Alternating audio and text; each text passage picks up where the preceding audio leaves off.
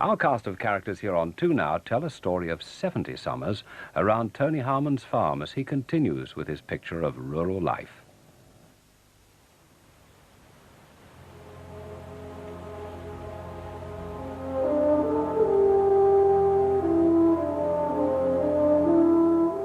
I've lived around the village of Welpley Hill the whole of my life, over 70 years. When I first remember it, the roads and lanes were narrow and overgrown and were gravel. 30 miles from London, you might as well have been 300 for all the difference it made.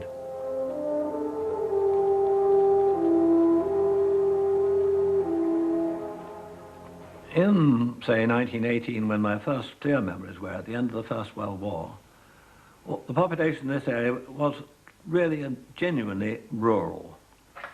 The population in Welpley Hill, for instance, all worked on the land or in ancillary industries, blacksmithing or carpentry related to farming, something of that sort. No single person in Welpley Hill depended on anything except agriculture for their livelihood. And the people were in many respects the same families who had been here for many hundreds of years, probably ever since the Reformation. They didn't go outside the area very much. They didn't need to. There was a village shop which stocked almost everything, and they perhaps went once a week to Chesham, walking, if they hadn't got a pony and cart, and you could get everything in Chesham. So it necessarily was a closed society, and I remember one old farm worker in Ashley Green, living only 3 miles from Berkhamsted, the oldest mainline railway in England. He'd never seen a train. He always used to say that when he retired, maybe he could go to Berkhamsted and have a look, see what they were like.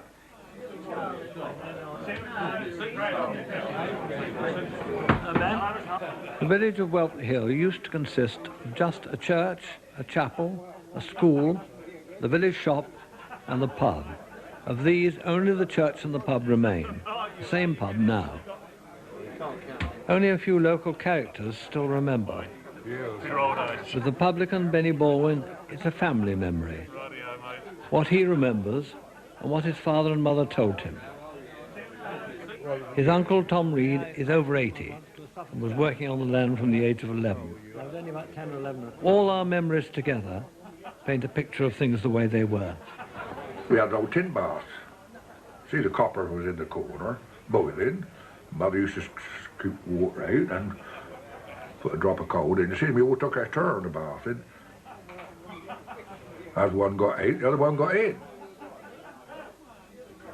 There was no bathrooms and nothing like that. Autumn and summer holidays, then you was going up to the woods getting wood for the winter. What you'd take was a piece of old rope, put a big sort of brick on the end or an old stone, chuck it over the old dead browse up on the trees and you'd haul them down. You'd take them all home and that was your winter fuel. A lot of that was winter fuel. We had one lamp stand in the middle of the table, an oil lamp. We couldn't afford a hanging lamp. And we had a lamp stand in the middle of the table and of course we all sat round the table. And if you want to do knitting or we used to play snakes and ladders a lot or anything like that, well, we all had to just have one light. Then to go to bed we had candles. Nostalgia is an extremely powerful emotion in everybody. I feel it, everybody feels it. But I don't suppose any of it was quite as good as we thought it was at the time. I remember myself being stopped from going into the house of a small boy that I used to play with, Raymond Waller. And it was because my mother knew the whole family had got TB and she was frightened of me catching it.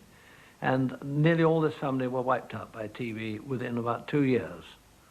And the standard of life in this part of the country was very bad and the standard of health was even worse. We're in the parish of Ashley Green. The little Victorian church is about 1.5 miles from Grove Farm. Ashley Green has still got a village shop, just the same one that was there when I was a child, and the one from which Mr. Palmer used to deliver his slightly grey and dusty cottage loaves.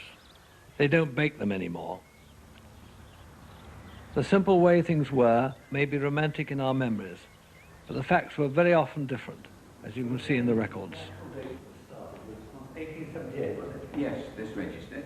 All the old registers are kept in the church, and Mr. Benyon, the vicar, showed them to me. Well, this is the burial register, beginning in 1878. Yes. And on these first 3 pages, comprising 24 entries, 20 are of children. On this page, there's only one adult, 66 years. The others are 11 months, 10 minutes, 5 weeks, 12 years, 11 months, 1 year, 15. She was the vicar's daughter. The occupations in 1905, labourer, labourer, and without a doubt they meant farm workers, agricultural labourers, gardener, labourer, labourer, labourer, carpenter and gamekeeper, all really rural occupations. Go on to 1925, quite a different sort of picture. Still 1 or 2 labourers who would still be farm labourers, labourer, labourer, labourer, policeman, policeman, labourer, motor driver. And that's something to boast about, being a motor driver in 1925, and then gardener. It strikes me that a lot of these names in this register are the same names as in the original Tudor church registers in Chesham. You'll see quite a lot of these local names which are still with us. That name, Puddifoot, goes back in this area to the 16th century. And some of the other local names, like Dell and Batchelor, even further, back to the 14th and 15th century. A sign of the way it's changed is the fact that when I first remember in 1918, there were 9 Puddifoots farming in the area. In 1930 it was down to 3. Now there are none at all. The War Memorial tells part of the story. In the First World War, most young farm workers joined the forces, and the casualties were obviously terrible. There are 22 names, a huge proportion of the young men in the parish. In the Second World War, when there was a larger population, farm workers were not called up and there were only 4 names. Church was important in people's lives, and at one time the chapel even more so. Some people went to both, including my sister-in-law, Vi Plested. There was not much else to do on Sunday. I went to church and chapel. I was going to Sunday school in the morning at church because it was our day school teacher and we had to go. We had to learn the collect and you didn't know which one she was going to ask to learn it, to say it, so we all had to learn it. And then back home again and to chapel for an hour, back home, have our dinner, and then wash up and all that, and then go back to church. Afternoon service they had there, didn't they? Okay. 3 o'clock. And we had a minister who stuttered and we didn't understand a word he said. Did you? He had a terrible stammer. Actually, I used to get taken to Ashley Green Church and he did that as well. Yes. He had the most terrible stammer and I never understood it. I never understood a word. It was more exciting going to chapel. That's how I knew all about the Bible and everything, going to chapel. We were 12 in family, but 10 of us lived. When I was a child, we used to spend a lot of time in the woods. There used to be about 3 families of us go and take the babies in the pram while our mothers worked in the fields. And we used to start off early in the morning, about 9 o'clock, and we used to go for the whole day.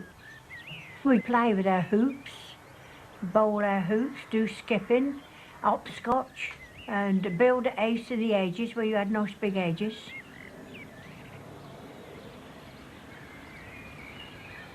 We didn't have watches in them days, you see, so my father used to show us how to use a stick as a sundial. We'd put the stick in the ground when we got there, and as the shadow moved round, we know that when it got to a certain point, it was time to get ready to come home. People at that time on the farms were still pretty superstitious. There was a whiff of witchcraft about all sorts of things. And I remember a foal being born, and Walt Batchelor, the horseman, insisted upon hanging the afterbirth on a hawthorn tree. And the second time I saw him do it, I said, "Take it down, don't be ridiculous." I was getting a bit older. And he muttered and said, "The foal will never suck unless you do that." And of course, the foal did not suck. And he went around muttering for weeks afterwards, "Silly young bugger, thinks just because he's gone to school he knows it all."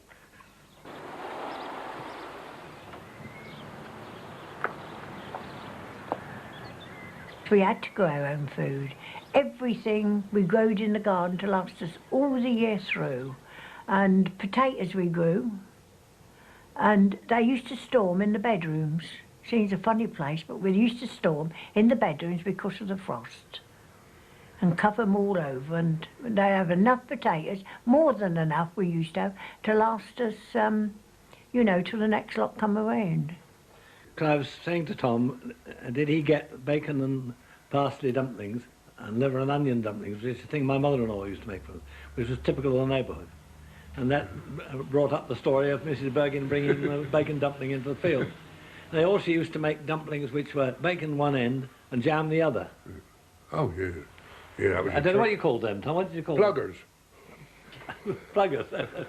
We used to keep chickens always. We always kept chickens as we'd got eggs, and then we'd got a chicken and then we used to hatch some off, you see, and then we got chickens if we wanted. That was a special treat, one of them to eat.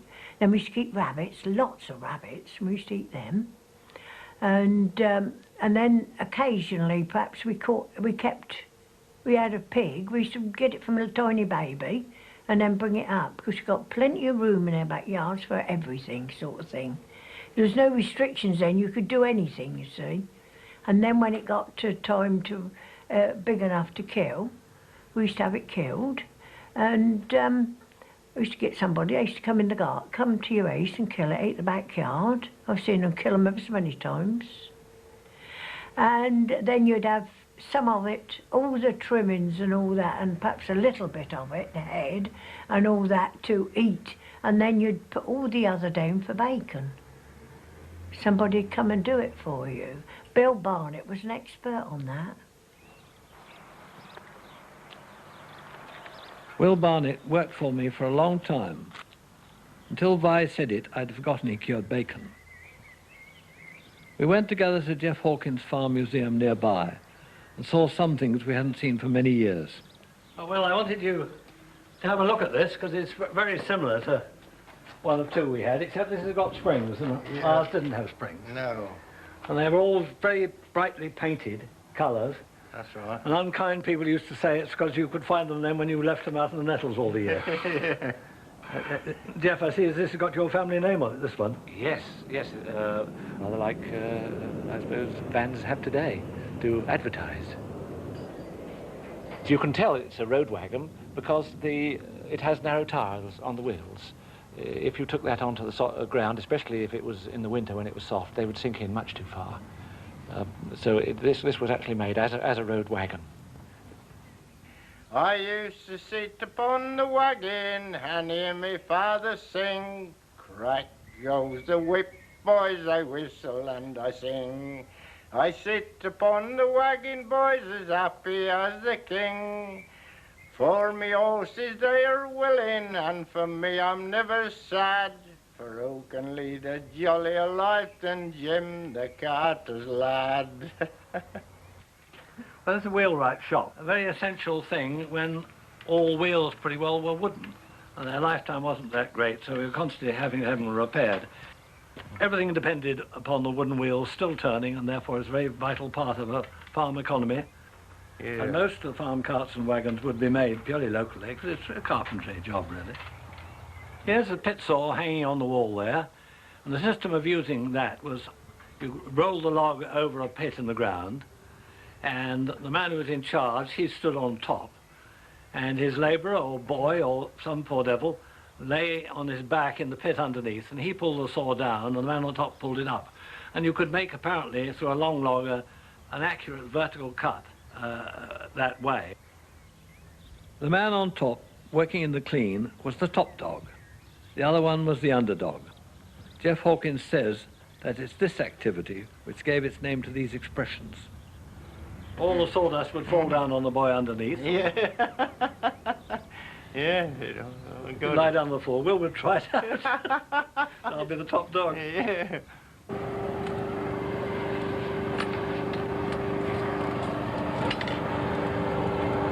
You could get everything done locally in those days. At Ley Hill we had both a wheelwright and a blacksmith, who as well as shoeing horses repaired ploughs and harrows and almost every other farm implement. The village blacksmith, he came into every village. and we used to go and watch him. There was always shoeing the horses or mending the wheels of the farm implements and all that he done. We used to make the iron hoops. We used to go and watch him. 1 day a week he used to come. He'd be very fascinated shoeing the horses and getting it red hot and then putting them in the cold after they'd shaped them.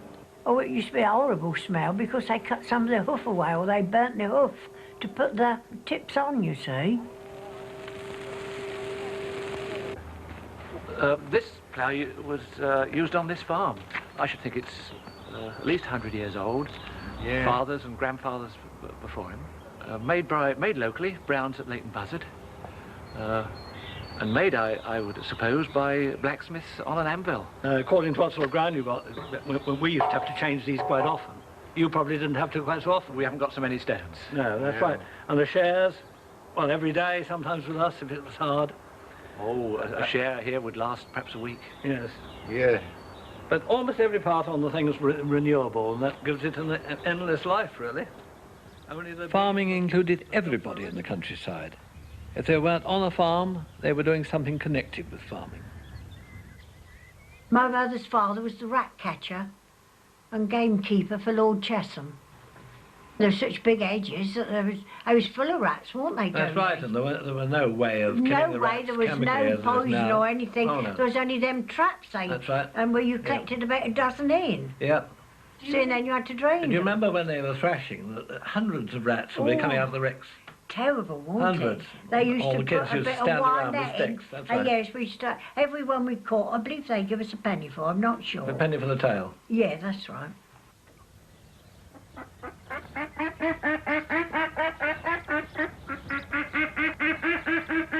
My dad was a duck breeder. I've got it on my birth certificate. Father's occupation, duck breeder. When we moved to Chesham Vale, they had all these Aylesbury ducks in low sheds and the little old pens where they turned them out in the spring, the young ducks. And my old grandfather, he was the finest man with a bag and hook I've ever seen. He could cut it as good as a lawnmower for those young ducks to run on. And he was brilliant. And then Mum and all of them used to go down there when they was ready for plucking and send them off to London. They used to pack them into hampers and take them down to the station and off they go to London, these ducks. This is rather a lovely picture of Tom Reed's father, who was a pony dealer, basically. And I think rather a crafty customer, by all accounts. My father, he had ponies and that, you see, and made the country, went to Stoke Church Fair and all the fairs round, dragged us kids with him, Barnet Fair, 3 days. And, I mean, he used to drink, well, I'd drink, but nothing like he did. Because, I mean, my brother and me, we went with him one day to Boys Bob, and the farmer gave us a little, what we called a dilly pig. It was the little one of the bunch. We brought it up, me and my brother, and fed it up and got it a good pig. Went to school. When we went home, Mother said, your dad sold the pig. What's he sold the? We bawled like hell. Yes, she said, but he'll be coming home with it'll only be the tail hanging out with his mate, he'll have swallowed the other. My father was a farm labourer. He used to have his horses and plough. Then at times he used to do edging, and then get enough wood to take home for us for the winter, and enough to put the bottom of the ricks to build the stocks on, didn't you? That's right. Yeah, and then the bean sticks. He used to sell the bean sticks, and there used to be quite a lot of wood out of a hedge like that, because they stuck it and he cut all the tops off. He was an extremely skilled man. Oh, he was a very skilled man in edging. Known throughout the district as Stick. Yes, my father they called Stick, because he was always edging and always got sticks. You would never see him coming home without he got a bundle of sticks. The hedges were cropped like everything else. All the work was done in the winter when the leaves were off, and they provided faggots for the bread oven, wood for sheep hurdles, and pea sticks for the garden. Very little was wasted, but always enough had to be left to lay the hedge. This is Arthur Young's survey of agriculture in Hertfordshire at the beginning of the 19th century, which touched right on the edge of this farm, our immediate neighbours. In the book there are a number of diagrams of different agricultural operations there, including a very formalised drawing of hedging in exactly the same way that it was being done when I first came on the scene. Something which is still done by one or two people, but has largely gone out of fashion because of the amount of labour involved.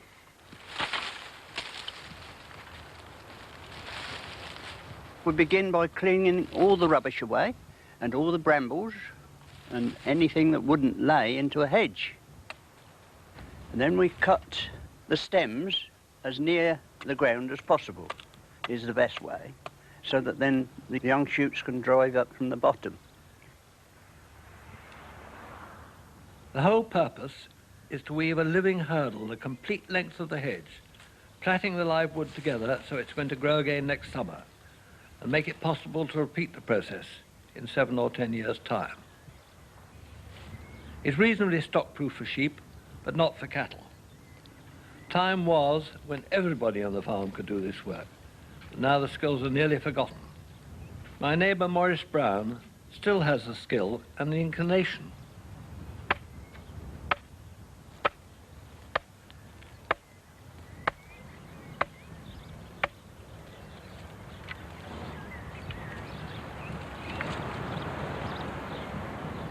I'll finish off with heathering. Heathering is winding the pieces along the top. I do that to keep the hedge in position. It's on the main road, you see, from Bovingdon to Ley Hill, and there's quite a lot of traffic go by, and some people in cars stop and say how they've enjoyed seeing it done. It's something today that isn't very often seen. It gives one a great satisfaction, laying a hedge.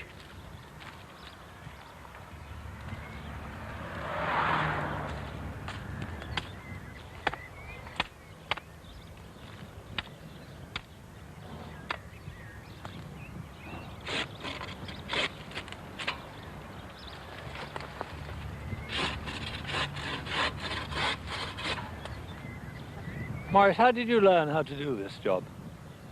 When I was about 16, I think it was, my father said, go over to Little Stonisters and start making a hedge. He didn't come with me. He didn't? No. You just found out? I'd observed how people did do it, and after I'd done some, he came across and told me all my mistakes. And I learnt in that way.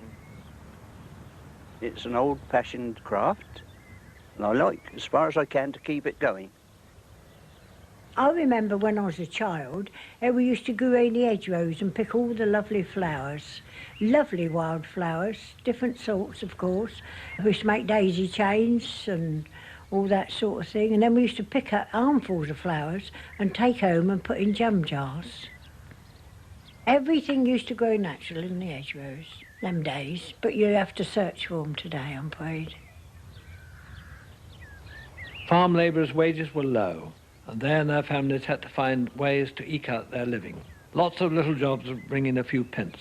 Weeding in the corn, thistle punching, potato picking, or at harvest time, even quite young children used to lead the horses to and from the field. While the men were at work, these jobs they couldn't do that we had to do. My mother and, well, the women and children used to do it just for a few pence, and they used to be glad to earn that few pennies to help out with their family income. We used to look forward to that each year, little jobs to do, all through the year, whenever they could get it.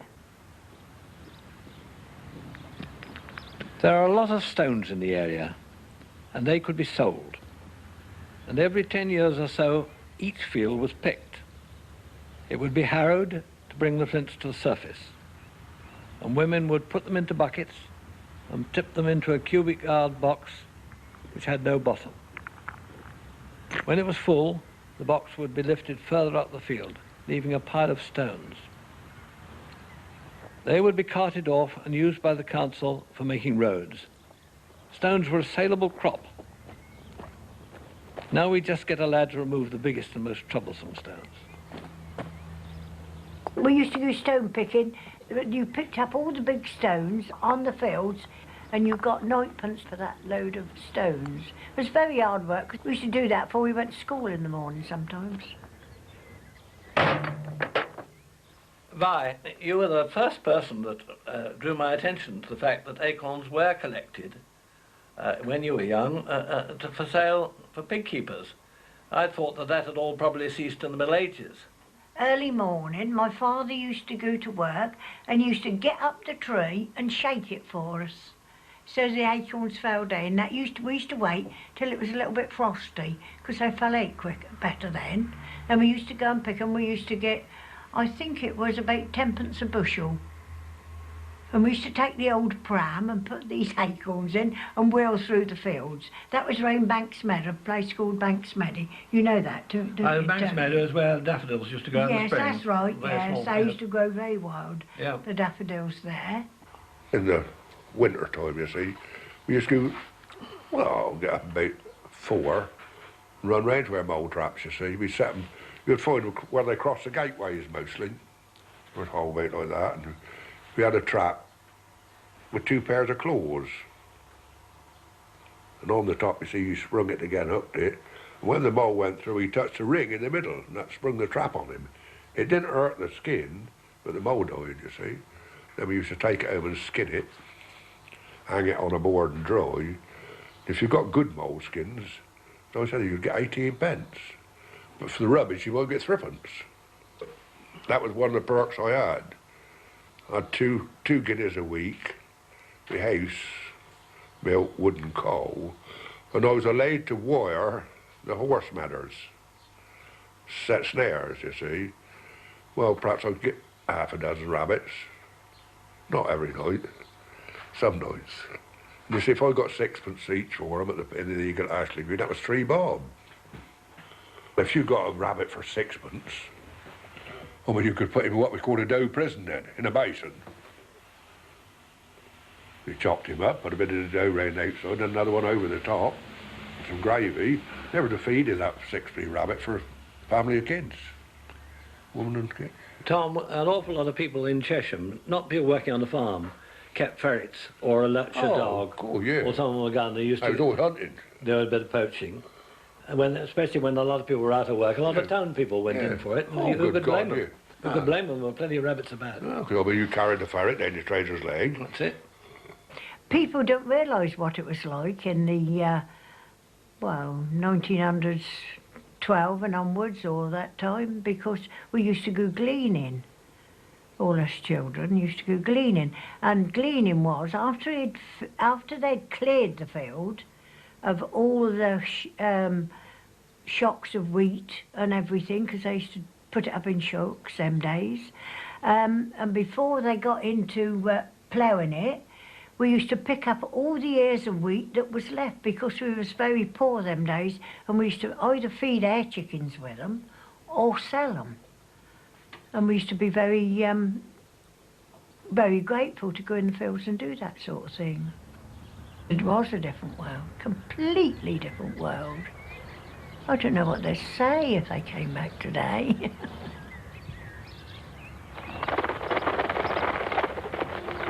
So much has changed, but it's the same country. And you can see traces of the old things if you look closely enough.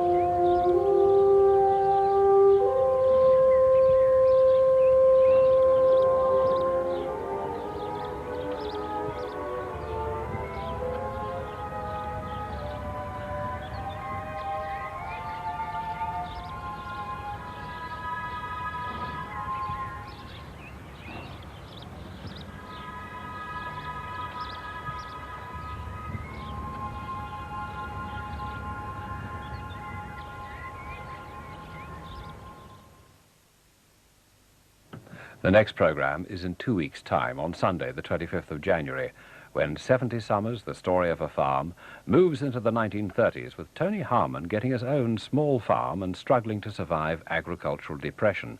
And Tony Harman recalls the changes that have taken place in farming during his lifetime in this BBC book, 70 Summers, now available in hardback and paperback from booksellers.